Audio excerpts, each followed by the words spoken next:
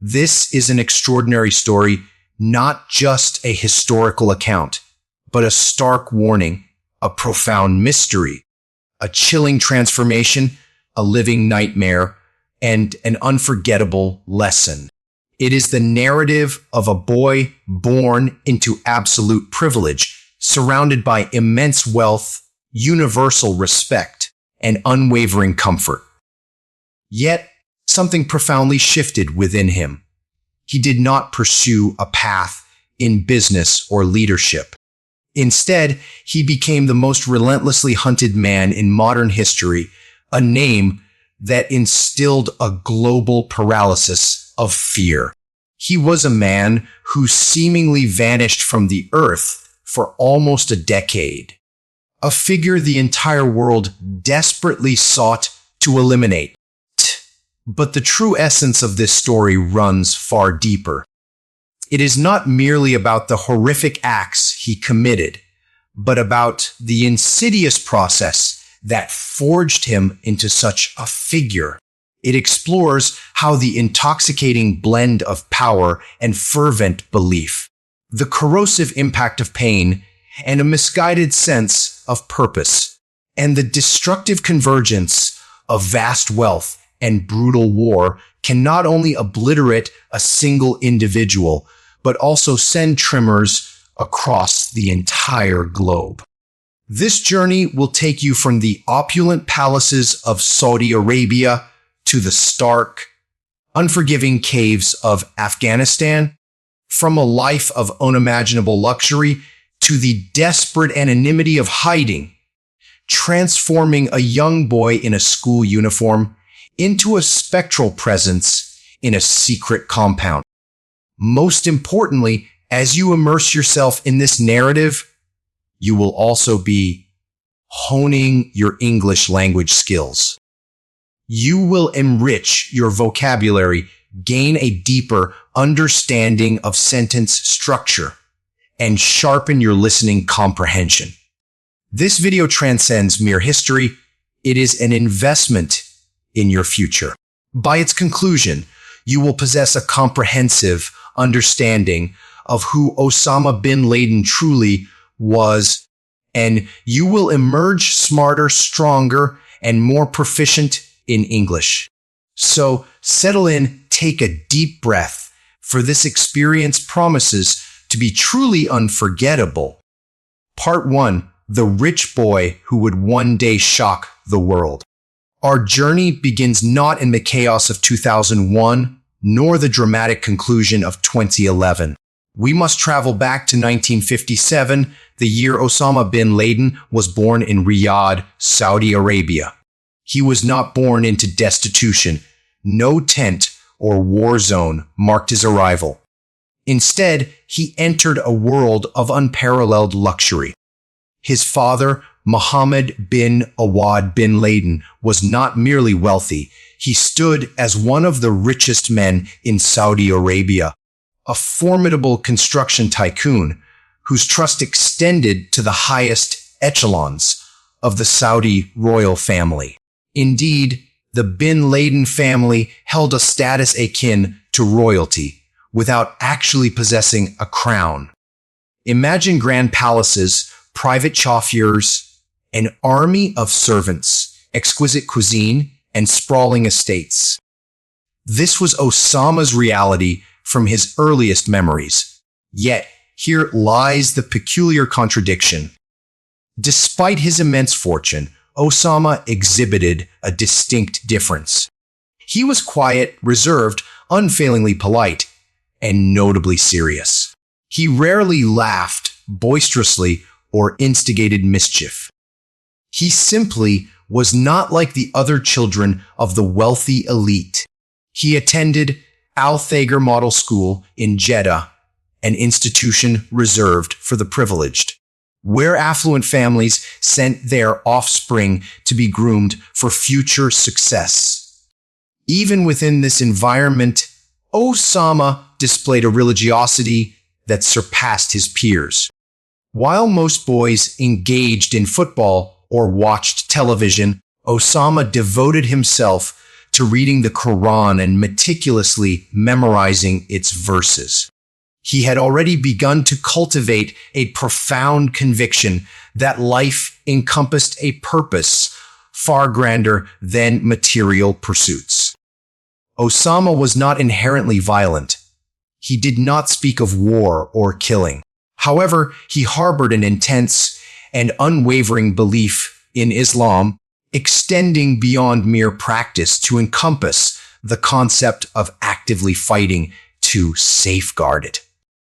Teachers recalled him posing profound theological questions, often remaining silently contemplative during lunch, lost in thought. He did not pursue romantic interests or shirk his academic duties. On the surface, he appeared to be a normal, serious young man. But beneath that calm exterior, he was diligently constructing a formidable belief system. By the time he reached the age of 17, a momentous event irrevocably altered his trajectory. The world around him shifted dramatically. In 1979, while Osama was still a teenager, the Soviet Union launched its invasion of Afghanistan. This was a monumental global occurrence, perceived by countless Muslims worldwide as a direct assault on sacred Islamic territory. This invasion marked the precise moment of Osama's transformation. He resolved that he could no longer remain a silent, affluent bystander. He felt an undeniable urge to fight.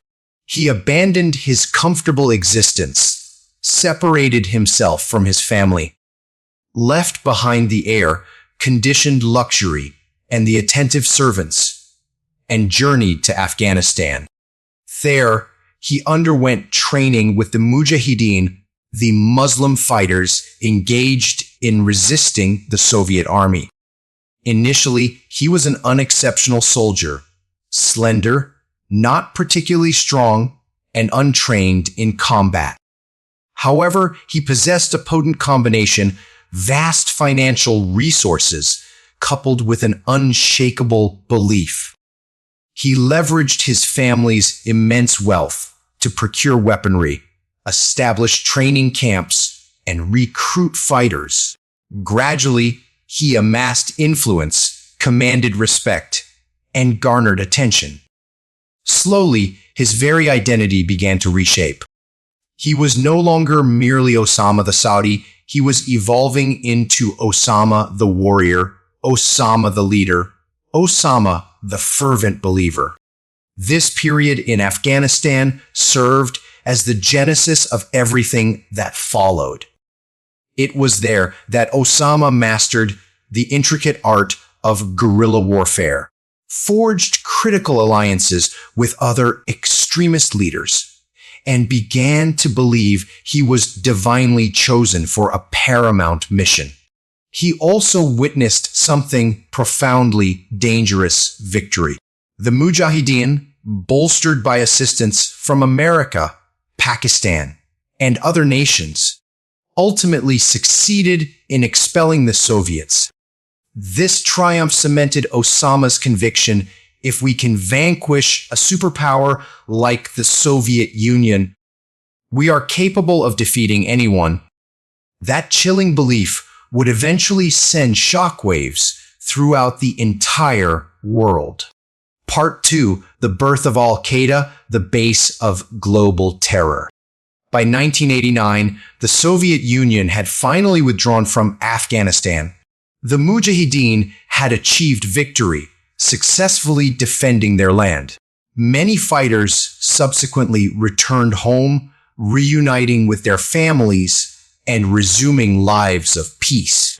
But Osama bin Laden did not. Why? Because for him, this conflict transcended a single war or the defeat of the Soviets.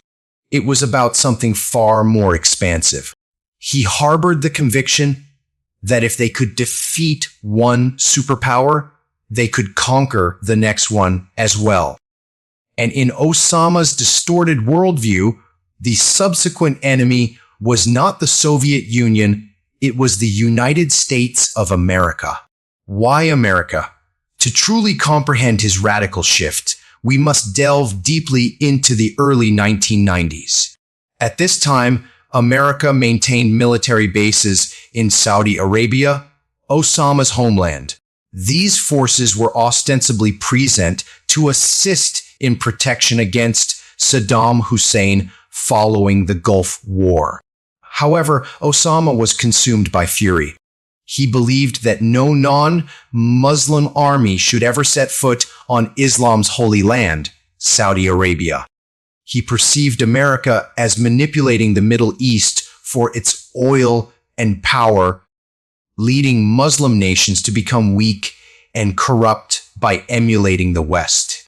From this venomous belief emerged his next perilous thought: if Muslim governments fail to protect Islam, then we must fight ourselves. In either 1988 or 1989, Osama formally established a new organization, initially small in scale, which he named al-Qaeda.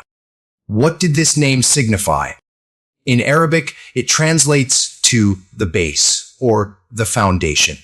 To Osama, it represented the bedrock of a global Islamic army, comprising not just fighters in Afghanistan, but adherents across the entire world. He commenced recruiting fighters from Egypt, Sudan, Pakistan, Yemen, Algeria, Iraq, and numerous other nations. Many were enraged young men, disillusioned with their governments, impoverished, and highly susceptible to radicalization. By this point, Osama was no longer merely a fighter. He had transformed into a compelling orator, a cunning strategist, and a dangerous purveyor of extremist ideologies. He established training camps, primarily in Sudan and Afghanistan, where he instructed recruits in bomb making, weapon proficiency, evasion tactics, and most perilously, the cultivation of profound hatred. Before the catastrophic events of September 11th, Osama and al-Qaeda conducted a series of attacks, testing the world's resolve. Many remain unaware of these precursors. In 1992, in Yemen, Osama's operatives bombed a hotel in Aden, targeting American soldiers. They missed their intended target, but this marked al-Qaeda's first official attack. In 1993, the first attempt on the World Trade Center occurred. A truck bomb detonated in the basement parking garage of the iconic New York landmark, claiming 6 lives and injuring over 1,000. While not directly executed by Osama, the attackers were inextricably linked to his burgeoning network, signaling America's emergence as a target. In 1998, devastating U.S. embassy bombings struck Kenya and Tanzania. 2 truck bombs exploded outside American embassies, resulting in the deaths of 224 people and injuring thousands. This attack was entirely planned and executed by al-Qaeda, serving as a chilling realization for the world that this man was serious and his group possessed a global reach. The year 2000 saw the USS Cole bombing. A U.S. Navy ship refueling in Yemen was struck by a small boat laden with explosives, killing 17 American sailors. Osama proudly claimed responsibility. Around this period, Osama began releasing video messages. You may recall images of him seated in a cave, clad in military attire, speaking with a calm demeanor, yet radiating intense anger. He spoke in Arabic, but his every word was translated and disseminated globally. He declared, "America is the enemy of Islam. We will continue to attack until they leave our lands." Jihad is the duty of every Muslim. But here lies the truly unsettling aspect. He did not sound like a deranged zealot screaming. He spoke slowly, almost like a teacher. He sometimes offered a faint smile. He appeared composed, almost professorial. This demeanor is precisely why so many impressionable, confused young men gravitated towards his message. He was not merely orchestrating killings. He was systematically brainwashing. By the late 1990s, America recognized Osama's profound threat. They attempted to freeze his bank accounts, exerted pressure on Sudan and Afghanistan to cease protecting him, and even launched missile strikes against his camps in 1998. Yet, none of these efforts proved effective. He remained elusive, continued his training, relentlessly built his army, and meticulously planned his next moves. And deep within the rugged mountains of Afghanistan, Osama had already commenced planning something so monumental that it would forever alter the course of global history. The plot of 9/11 had begun to take shape. In late 1999 and early 2000, Osama assembled a specialized group, later identified as the Hamburg Cell, comprising men from Germany, Egypt, and Saudi Arabia. He entrusted them with a chilling mission: learn to fly planes, not for aerial navigation, but for crashing into buildings. They underwent training in Germany, Malaysia, and ultimately the United States, attending flying schools in Florida, Arizona, and other states. They lived seemingly ordinary lives, their sinister intentions completely concealed. No one suspected their true purpose. Osama meticulously funded the entire operation, issuing orders from Afghanistan, and patiently awaited the unfolding of his scheme. In August 2001, Osama recorded a clandestine video, a faint smile gracing his lips. He declared, "Something big is coming. America will never feel safe again."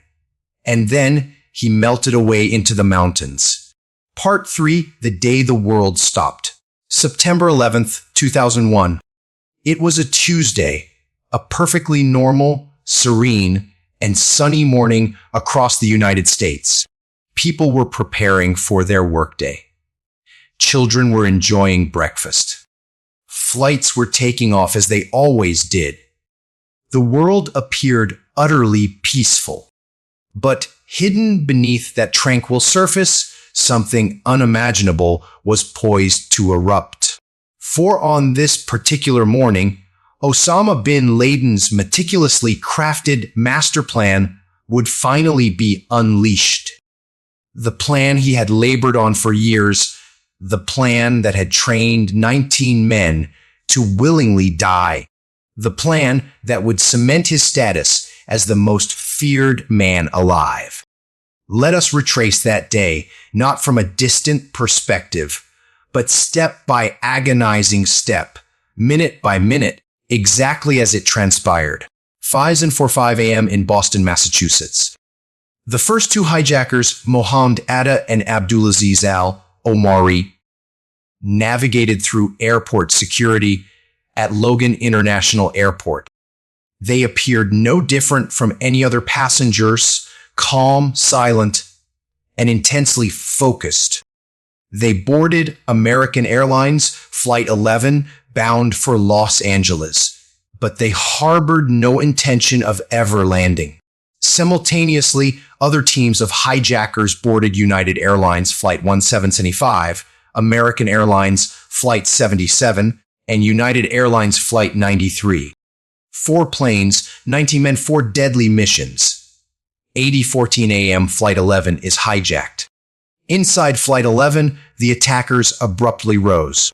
They assaulted flight attendants and forced passengers to the rear of the aircraft. Mohammed Atta seized control of the cockpit, turning the plane south, directly towards New York City. At precisely 8:46 a.m., people on the bustling streets of Manhattan looked skyward and witnessed a horrifying sight. Flight 11 violently slammed into the North Tower of the World Trade Center. The impact was colossal. The plane exploded upon contact. The building instantly erupted in flames. Glass, steel, and smoke rained down from the sky. Thousands of workers were trapped inside. Yet, at this initial moment, people still struggled to comprehend what had occurred. News anchors speculated it was an accident. No one dared to imagine it was an act of terrorism. 9:03 a.m., the second hit. 17 minutes later, as the world watched in stunned disbelief, Flight 175 approached. This plane brutally smashed into the South Tower. Its impact broadcast live on television. There was now no room for doubt. This was not a mistake. This was not a tragic accident. This was a meticulously coordinated attack. In that singular, terrifying moment, the entire world irrevocably changed. 9:37 a.m., the Pentagon hit. Meanwhile, Flight 77 flew dangerously low near Washington, D.C. It crashed into the Pentagon, the very headquarters of the U.S. military. The building exploded. Walls disintegrated. Smoke billowed into the air. The heart of American defense was ablaze. 9:59 a.m., South Tower collapses. The South Tower, which had been struck second, suddenly imploded. Just 56 minutes after the initial impact, it crumbled in a monstrous cloud of smoke, twisted metal, and agonizing screams. People fled through the streets as the very ground beneath them shook. Emergency workers were buried beneath the debris. The iconic skyline of New York was rapidly vanishing. 10:03 a.m., Flight 93 crashes in Pennsylvania. The fourth plane, Flight 93, never reached its intended target. The passengers, having received news on their phones, understood the fate of the other planes. They bravely fought back. They stormed the cockpit, and in response, the hijackers deliberately crashed the plane into a field in Shanksville, Pennsylvania. Everyone on board perished, but their courageous actions saved the U.S. Capitol from certain destruction. After burning for 102 minutes, the North Tower also collapsed. New York disappeared beneath a pall of smoke. Ash blanketed the streets. Firefighters cried out for assistance. People, covered in dust, resembled spectral figures. The most iconic buildings in America were gone. In total, 977 innocent lives were extinguished. Victims hailed from 90 different countries. It stood as the deadliest terrorist attack in human history. As the world watched the news in horror, frantically searched for missing loved ones, and wept in silent despair, Osama bin Laden remained hidden in the mountains of Afghanistan. He offered no immediate statement. He did not publicly claim responsibility. He waited. He desired the world to first experience the full weight of fear before he would admit anything. But behind the scenes, he was reportedly smiling.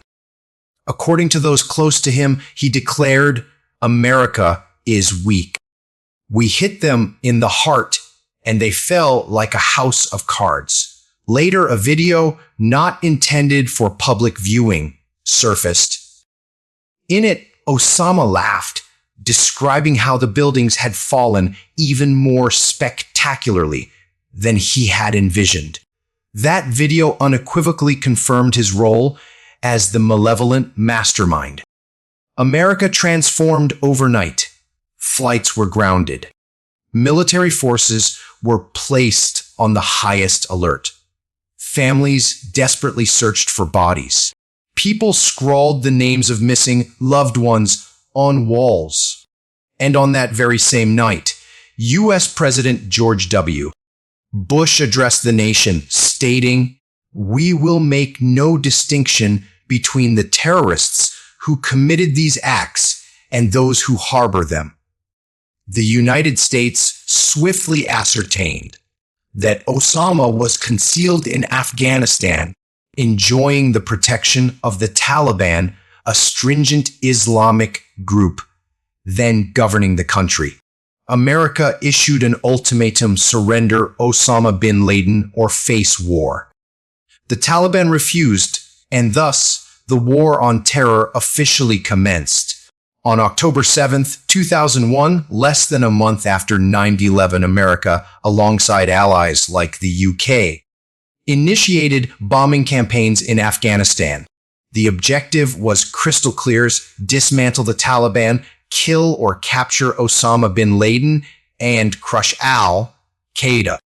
But Osama was already a phantom on the run.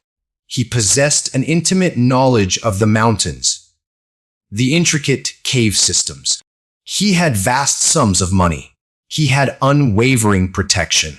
So, as American bombs rained down on Afghan soil, Osama simply vanished. He found refuge in Tora Bora, a rugged mountain region riddled with caves. He moved with silent precision, utilizing secret tunnels and paying locals for their silence. Even when U.S. forces closed in, he managed to escape. And just like that, Osama bin Laden became the ghost of the mountains. For the ensuing 10 years, the world would relentlessly search for him.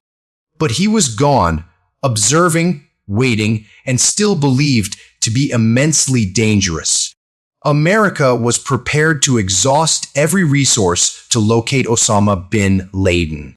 The world's most formidable military had deployed into Afghanistan. Thousands of soldiers scoured every cave, valley, and village. But he was gone. Not dead, not apprehended, simply vanished. The man who had orchestrated the destruction of towering buildings in New York was now concealed somewhere amidst the rocks and dust of Afghanistan.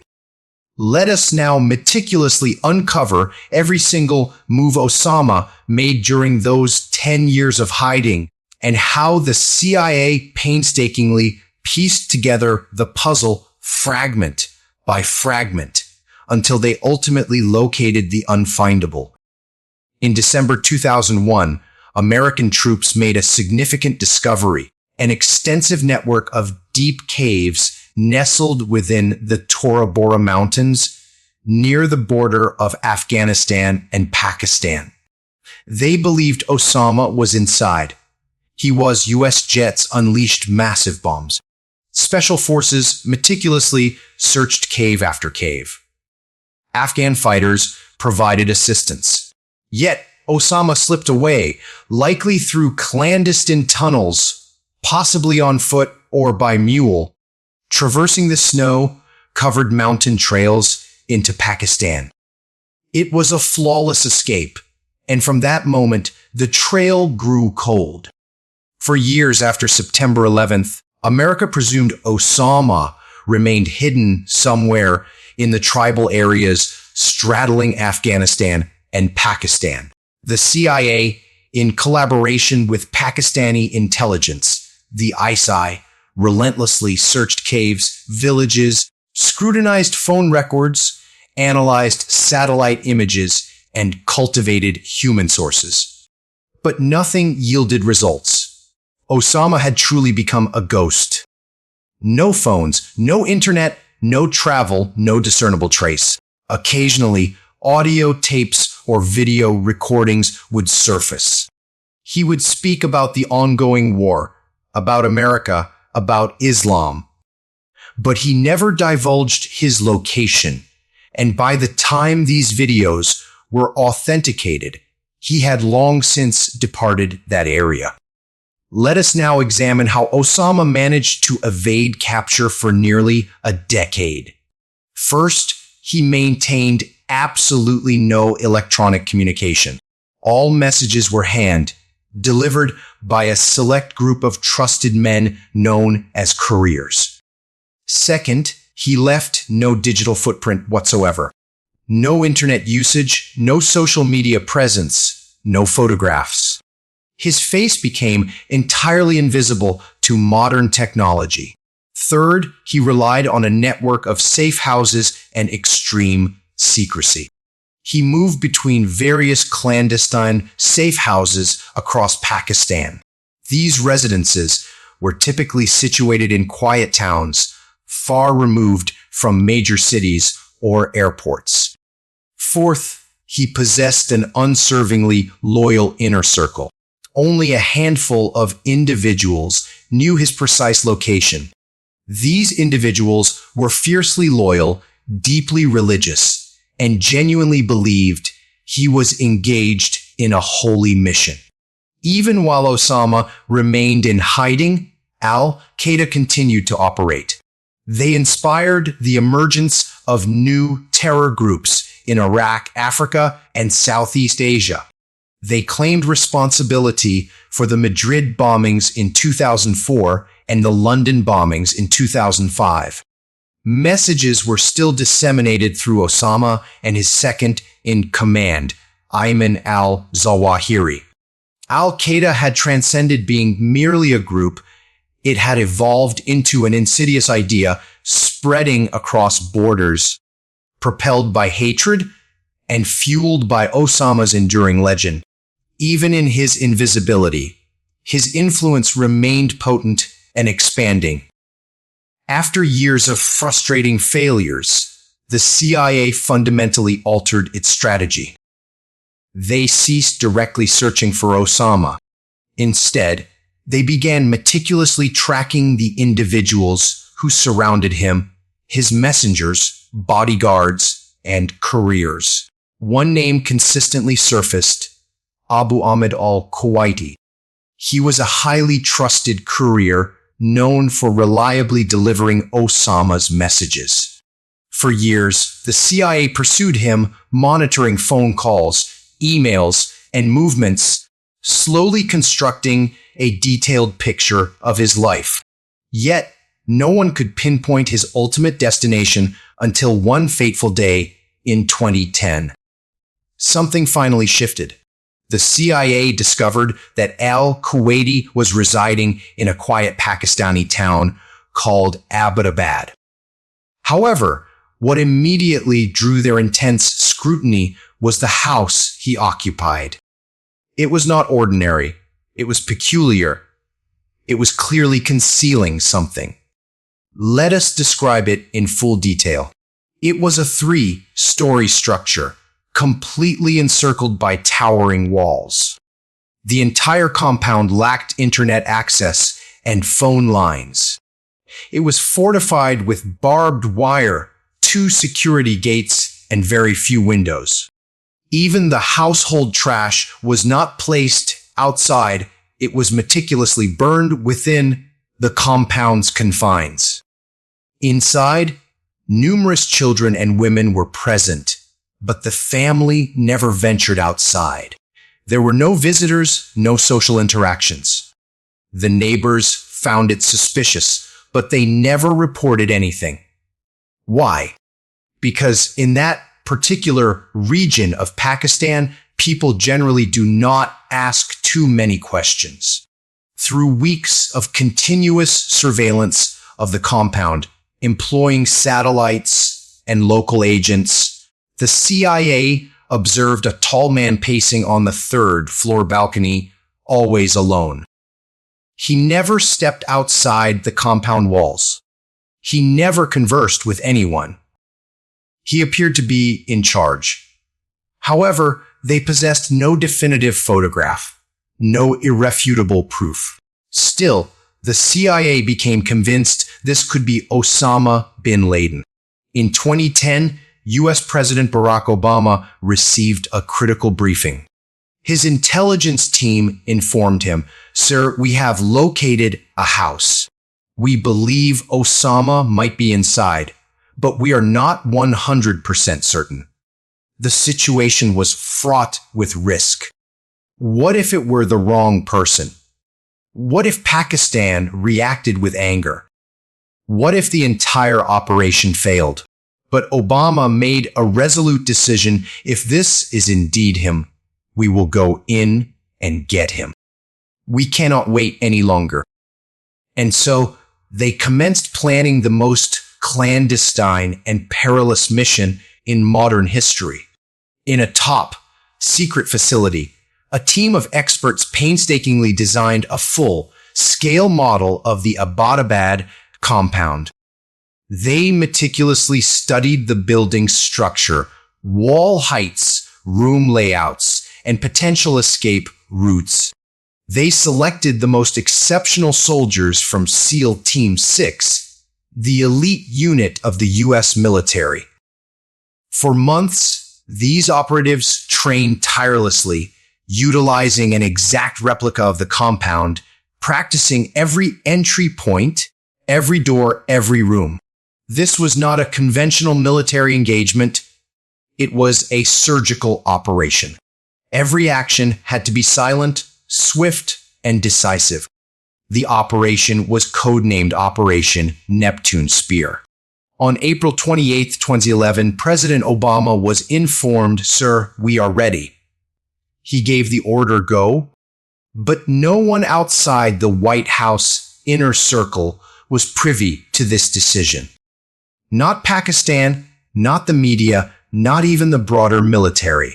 The operation had to remain absolutely secret, because this was not merely about eliminating Osama. It was about sending an unequivocal message to the world: you can run, you can hide, but we will never cease our pursuit. Part 4, the night they found him. The raid on Abbottabad. The date was May 1st, 2011. But in Pakistan, it was nighttime, a peaceful, quiet evening in the small city of Abbottabad. Children had finished their dinners. Lights were out in most homes. The neighborhood was fast asleep. Yet, far above that serene silence, unseen in the night skies, something was rapidly approaching. 2 black helicopters, stealth, modified Black Hawks, silently sliced through the darkness. They carried 23 Navy SEALs, a translator, a combat dog, and years of accumulated pain, rigorous training, and meticulous planning. These men were members of SEAL Team 6, the elite American unit entrusted with the most dangerous missions in the world. Their destination, the mysterious, high-walled compound on Kakul Road, Abbottabad, the place the CIA believed was harboring Osama bin Laden. 12:30 a.m., the helicopters arrive. The mission commenced in absolute silence. The helicopters flew low, utilizing the mountains for cover, entering Pakistani airspace without permission, without any announcement. Inside the helicopters, the SEALs checked their weapons. Night vision goggles were activated. No one spoke. They had no backup. If anything went awry, no one was coming to their aid. As they reached the compound, something entirely unexpected occurred. One of the helicopters attempted to hover directly above the compound to deploy soldiers onto the roof. However, due to the hot air and the confining walls, the helicopter experienced a sudden loss of lift. It began to spin and descend rapidly. Yet, the pilot maintained remarkable composure. He executed a controlled crash landing inside the compound's wall, miraculously, without anyone sustaining injury. Instantly, the mission parameters shifted. They could no longer execute their planned rooftop entry. Now, they would have to force their way in. They used explosives to breach doors, walls, and gates.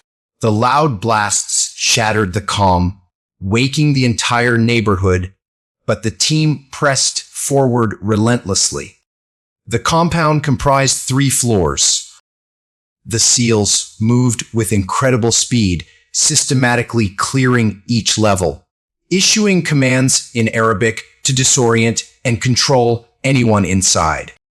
They encountered screaming women, crying children, and men frantically attempting to hide. But the soldiers did not falter. They were not there to harm innocent people. They had one name etched in their minds, one face they had studied for years, and they knew he was on the top floor. On the 3rd floor, 2 SEALs reached a closed bedroom door. They could distinctly hear movement inside, a man's voice, a woman's scream. They forcefully pushed open the door. Inside stood a tall man with a long beard, dressed in traditional attire. He was not holding a weapon, but he made no move to surrender. The SEALs recognized him instantly. It was Osama bin Laden. He stood partially shielded by one of his wives. She moved to physically block him. The soldiers fired. She was wounded. Then they fired again. 2 shots struck Osama bin Laden in the chest and head. It was over in mere seconds. No final speech, no last stand, no grand escape.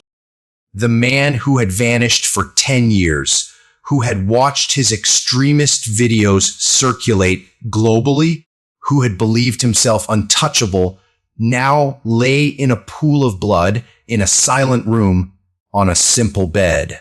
The SEALs did not pause. They secured Osama's body, confiscated hard drives, USBs, papers, handwritten journals, everything they could find, and took photographs of the deceased for irrefutable proof. They also confirmed the presence of his 3 wives and several children within the house. His son, al bin Laden, was also killed during the operation. The compound was not a fortress, it was a prison. He had not stepped outside the house for years. Locals heard the explosions, the gunshots, and witnessed the helicopters, but most remained oblivious to the true nature of the events unfolding. By the time the Pakistani military reacted, it was already too late. The operation concluded in a mere 38 minutes. The SEALs destroyed the damaged helicopter by setting it ablaze to prevent anyone from studying its secret technology. Then they boarded the 2nd helicopter with Osama's body and departed Pakistani airspace. While the raid was underway thousands of miles away in Washington, D.C., President Barack Obama and his senior team sat in a small room, observing the operation live through a camera mounted on a soldier's helmet. The atmosphere was incredibly tense, utterly silent. Every second felt like an hour. When the SEALs finally confirmed Geronimo EKIA, enemy killed in action, the room remained still. Then came a wave of silent relief. The decade-long manhunt was finally over. Osama's body was flown to Afghanistan, where U.S. officials meticulously took DNA samples, photographs, and fingerprint matches. Every piece of evidence unequivocally confirmed his identity. Then, in a final, deliberate decision designed to prevent any grave from becoming a shrine, the U.S. buried Osama bin Laden at sea within 24 hours, in accordance with Islamic tradition. The sea was chosen to ensure no one could ever visit his resting place. And just like that, the man who had spent years in hiding now had no place left on Earth. May 2nd, 2011, the world awakens to the news. In the morning, President Obama stood before cameras and announced to the world, "Tonight, I can report to the American people and to the world that the United States has conducted an operation that killed Osama bin Laden. People wept.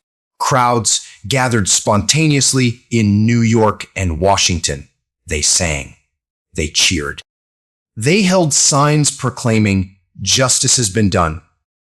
Around the world, reactions were complex.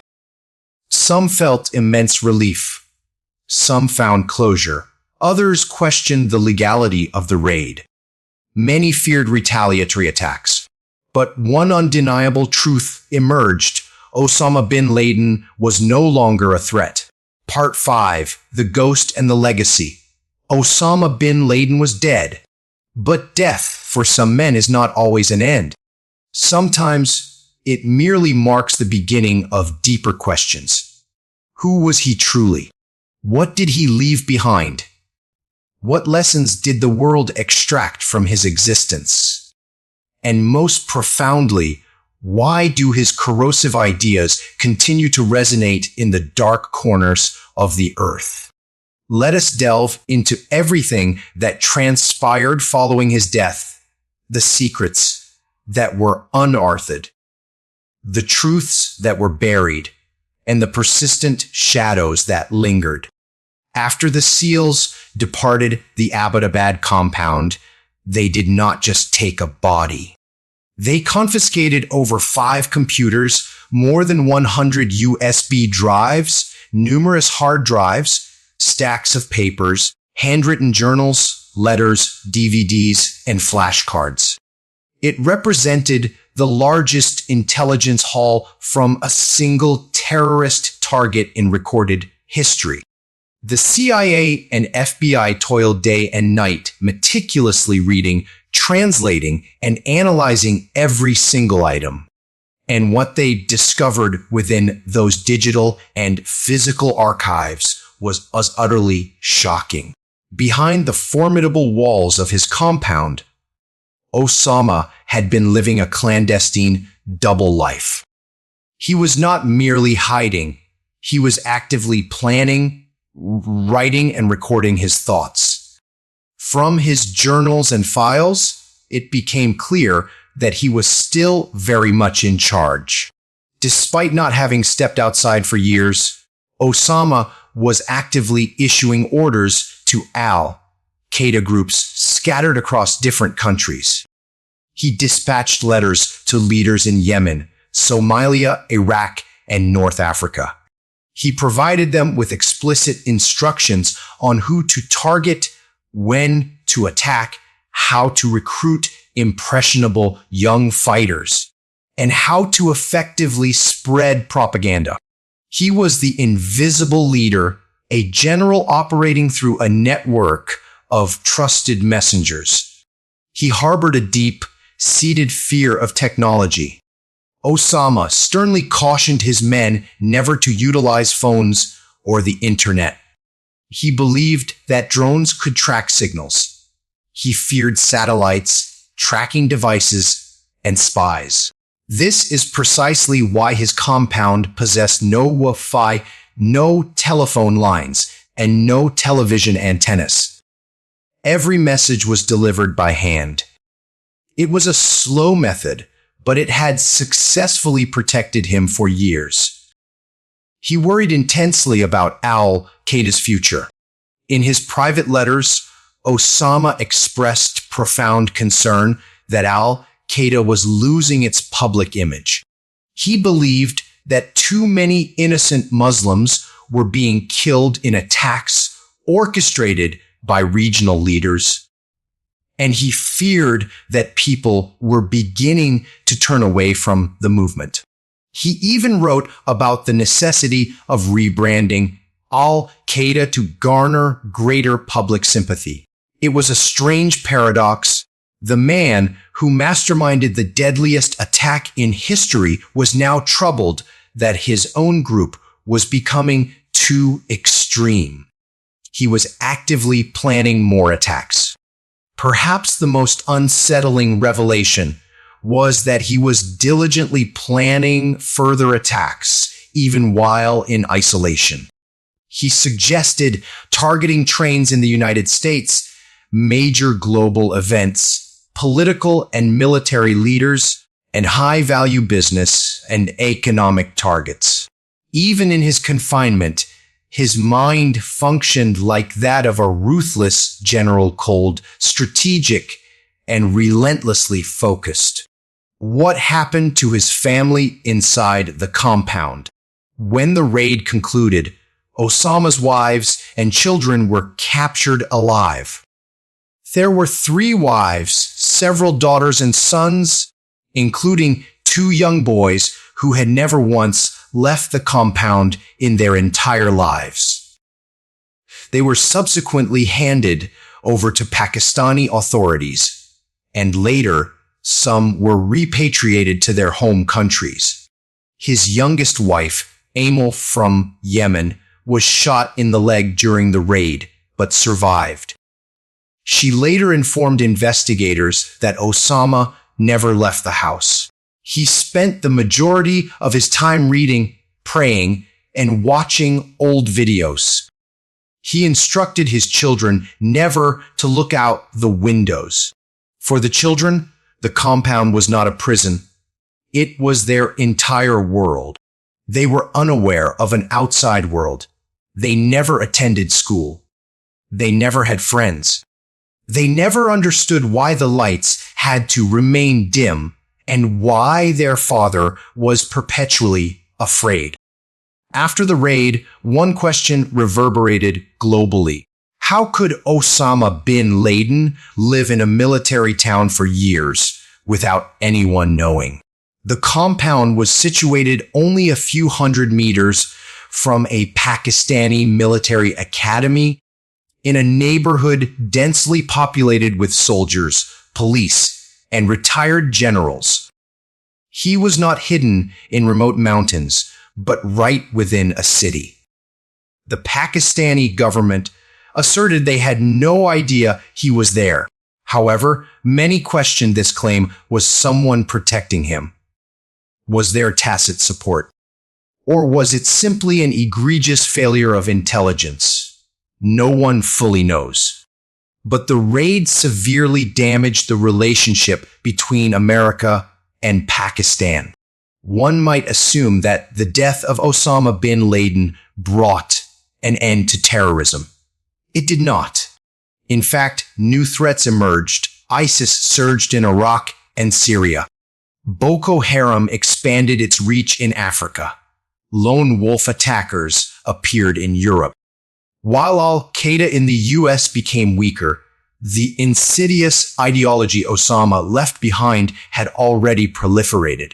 He had transformed terrorism into a global brand. And even without his physical presence, others readily adopted his message. That is the inherent danger of a belief system. It does not perish with the man. Osama bin Laden was not merely a man wielding weapons. He was a psychological weapon. He manipulated religion, emotion, history, vengeance, perceived injustice, and fear to control the minds of others. That is what rendered him so profoundly dangerous. He understood how to make young, angry, lost men feel important. He offered them a mission. He provided them with a reason to perceive themselves as heroes, even as they committed unspeakable evil. He transmuted suicide into sacrifice. He transformed confusion into purpose. And he accomplished all of this without shouting. He did it calmly, with a soft voice, seated on the floor, speaking in the name of something he claimed was greater. That is why he attracted thousands. Not because he was charismatic, but because he knew precisely how to fill the emptiness within people. And that fundamentally is what the world continues to combat today. Final reflection, what we must learn from his story. This story was never solely about war. It was never solely about politics or Islam or America. It was about something far more profound. It explores how fervent belief can morph into utter blindness, how deep-seated pain can metastasize into consuming hatred, how power, once entrusted to the wrong mind, possesses the capacity to shatter nations. Osama bin Laden genuinely believed he was acting righteously. He believed he was a warrior, a savior, a voice for the oppressed. But in the end, all he bequeathed to the world was destruction. Cities obliterated, families fractured, children rendered parentless, countries torn asunder, and a world that lost its fundamental sense of safety. His life is not one to be admired. It is one to be understood, because until we grasp the mechanisms by which he became the figure he was, we will fail to comprehend how others continue to succumb to the same darkness. Osama bin Laden was born into luxury. He could have lived a life of peace, privilege, and meaningful contribution. But he chose a different path. He chose anger. He chose a destructive ideology. He chose violence. He chose death for countless others and ultimately for himself. And in the end, he did not die as a hero. He died in a dark room, hiding behind his wife, without a country, without a future, without a name that commands any honor. That is the true, unvarnished ending of his story. This video is created purely for educational and informational purposes. It is based on verified historical events, public records, and global news reports. We do not support, glorify, or promote any form of violence, terrorism, or hatred in any way. Our mission is to educate, inspire thoughtful discussion, and support English learners around the world through real life stories. Peace.